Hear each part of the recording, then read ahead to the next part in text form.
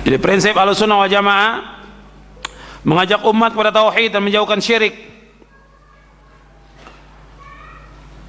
Rasul-rasul dan nabi-nabi yang diutus oleh Allah ke muka bumi semuanya mendakwakan dakwah tauhid.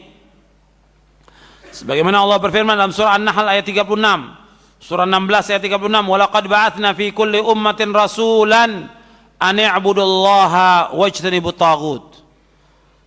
Dan sungguh kami telah utus pada setiap umat seorang rasul.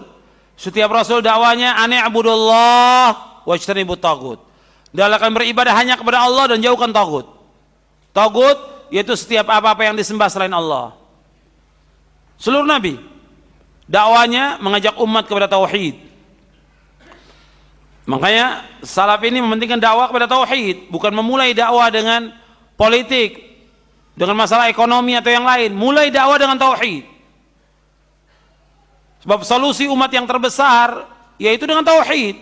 Dari berbagai macam problem, itu jalan keluarnya dengan mengajak mereka pada tauhid. Karena penyakit yang terbesar yang menimpa umat Islam dan dosa yang paling besar adalah syirik, menyekutukan Allah, menolak nama-nama dan sifat Allah, mentakwil nama-nama sifat Allah. Ini termasuk dosa yang besar. Akbarul kabair, dosa besar yang paling besar.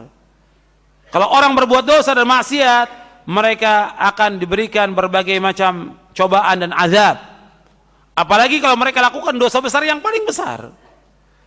Makanya dakwah yang paling penting ya dakwah tauhid. Al-aham fal muhim. Yang paling penting tauhid. Mengajak umat ini untuk mentauhidkan Allah, menjauhkan segala macam perbuatan syirik. Karena tujuan kita diciptakan oleh Allah untuk mentauhidkan Allah. Wa ma khalaqtul jinna wal insa illa liya'budun. Tidak aku ciptakan jin dan manusia melainkan untuk beribadah kepadaku. Beribadah kepadaku ya betul beribadah kepada Allah, mentauhidkan Allah. Dan ini hak yang paling besar yang wajib dipenuhi. Sebagaimana pertanyaan Rasulullah kepada Mu'adz bin Jabal, "Ma haqqullahi 'alal ibad?" Apa hak Allah yang wajib dipenuhi oleh hambanya? Mu'adz tidak bisa menjawab, Allah wa Rasulullah alam. Kemudian Nabi menjawab, "Haqqullahi 'alal ibad ay ya'buduhu wa la yusyriku bihi syai'a." Hak Allah yang wajib dipenuhi oleh hambanya, hendaknya mereka beribadah hanya kepada Allah dan mereka tidak boleh menyekutukan Allah dengan sesuatu apapun juga. Dan bagaimanapun kondisi umat, tetap tauhid harus didahulukan. Hatta kepada orang-orang yang sudah biasa ngaji, tetap harus dimulai dengan tauhid. Rasulullah sallallahu alaihi wasallam tidak pernah berhenti mendakwakan tauhid sampai umat sudah mencapai kesempurnaan tauhid di Madinah. Mencapai kesempurnaan tauhid di Madinah. Menjelang wafat, 5 hari menjelang wafat, Rasul mendakwakan la'anallahu al-yahuda wan nasara. La'anallahu al-yahuda wan nasara ittakhadhu qubur anbiya'ihim masajid. Allah melaknat orang Yahudi dan Nasrani karena mereka menjadikan kubur nabi-nabi mereka sebagai tempat ibadah. 5 hari menjelang wafat, Nabi ingatkan kepada seluruh sahabat. Kata Nabi, Allah melaknat orang Yahudi dan Nasrani karena mereka menjadikan kubur nabi mereka sebagai tempat ibadah. Dan aku larang kalian jangan melakukan demikian. Dan Nabi berdoa, Allahumma la taj'al qabri wathanan yu'bad. Ya Allah, janganlah engkau jadikan kuburanku sebagai berhala yang disembah. Jadi meskipun sudah mencapai kesempurnaan, tetap Nabi ingatkan umat agar mereka mentauhidkan Allah, menjauhkan segala macam perbuatan syirik. Jadi nggak boleh ada orang mengatakan, kan kita sudah belajar tauhid, kita kan sudah mengikuti akidah salaf, kok kita kaji lagi kitab tauhid? Terus diulang sampai ratusan kali, ulang terus. Dan itu manfaatnya sangat besar. Semakin kita kaji, semakin tambah iman kita kepada Allah. Semakin kita kaji, semakin tambah kita mengenal Allah SWT, mengagungkan Allah, ta'zim kepada Allah. Semakin kita kaji kitab tauhid, semakin terasa manisnya iman dalam hati kita. Dan Anda bisa rasakan, kita kaji kitab tauhid itu tambah iman kita kepada Allah, tambah pengagungan kita kepada Allah, tambah juga lezatnya iman dalam hati kita.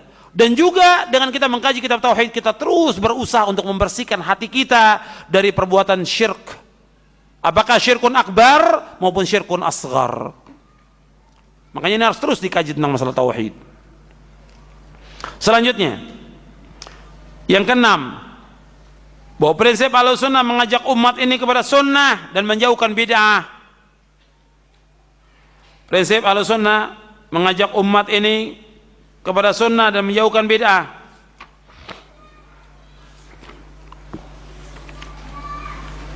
Dan saya jelaskan panjang lebar tentang masalah bid'ah ini dalam buku ini.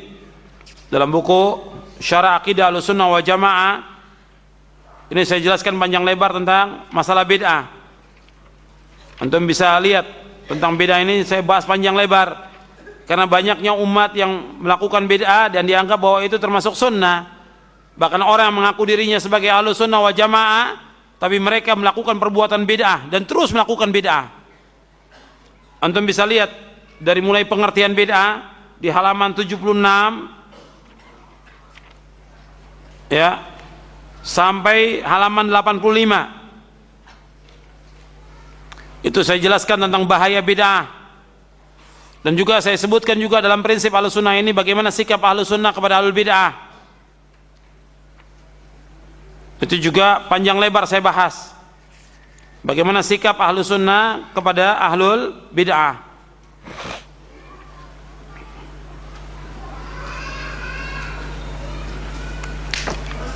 Jadi pengertian bid'ah itu yang dijelaskan oleh para ulama yaitu tariqatun fid dini mukhtara'atun tudahi syar'iyyata yuqsadu bis suluki 'alaiha al mubalaghatu fit ta'abbud lillahi subhanahu. Bid'ah adalah cara baru dalam agama yang dibuat menyerupai syariat dengan maksud tujuan untuk berlebih-lebihan dalam beribadah kepada Allah. Itu di halaman 78.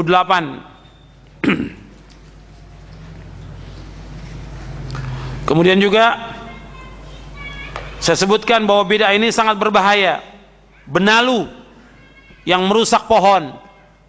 Bid'ah ini merusak agama. Jadi banyak orang mengaku mereka mengatakan bahwa mereka mengikuti Ahlussunnah wal Jamaah. Kenyataan mereka berbuat syirik. Mereka menyembah-nyembah kubur, mengajak orang untuk menyembah kubur. Ini syirik. Meminta kepada wali, kiai, habib dan yang lainnya, meminta ke kubur mereka, datang ke kubur mereka. Ini syirkun akbar. Tawasul kepada mereka, ini bid'ah. Tidak boleh. Kemudian mereka juga melakukan perbuatan-perbuatan bid'ah yang banyak sekali. Tapi mereka mengakunya Ahlussunnah wal Jamaah. Kalau mereka Ahlussunnah wal Jamaah, mereka anti kepada bid'ah, anti syirik, jauh dari perbuatan syirik, menolak semua perbuatan syirik, dan menolak jalan-jalan yang membawa kepada kesyirikan, menolak segala macam perbuatan bid'ah. Dan bid'ah ini sangat berbahaya. Di zaman Nabi belum ada bid'ah, sama sekali belum ada bid'ah. Di zaman Rasulullah SAW belum ada bid'ah sama sekali. Putih bersih kata Nabi, taraktukum ala mithlil bayda lailuha kanahariha la yazighu anha ba'di illa halik. Aku tinggalkan kalian dalam keadaan putih bersih. Islam ini putih bersih, tidak ada bercak syirik, tidak ada bercak bid'ah, tidak ada sama sekali, putih bersih, tidak ada khurafat, bersih. Malamnya seperti siangnya. Dan barang siapa yang menyimpang dari jalan yang lurus ini, yang putih ini, pasti binasa. Jadi Islam ini Rasulullah tinggalkan dalam keadaan bersih. Dan Rasulullah ingatkan kepada umatnya setiap Jumat, kullu bid'atin dhalalah wa kullu dhalalatin finnar. Setiap bid'ah itu sesat dan setiap kesesatan tempatnya neraka. Yang pertama kali mengatakan bid'ah Rasulullah. Yang mengatakan bahwa setiap bid'ah itu sesat Rasulullah. Yang mengatakan setiap kesesatan tempatnya neraka Rasulullah yang mengatakan demikian. Kullu bid'atin dhalalah wa kullu dhalatin finnar. Rasulullah mengatakan demikian. Nah, kemudian datang umat yang belakangan, para dai, para ustadz takut menyebut bid'ah. Tidak mau menyebut bid'ah. Hatta sepanjang dia ceramah, khutbah, tidak mau menyebut bid'ah. Karena kalau disebut bid'ah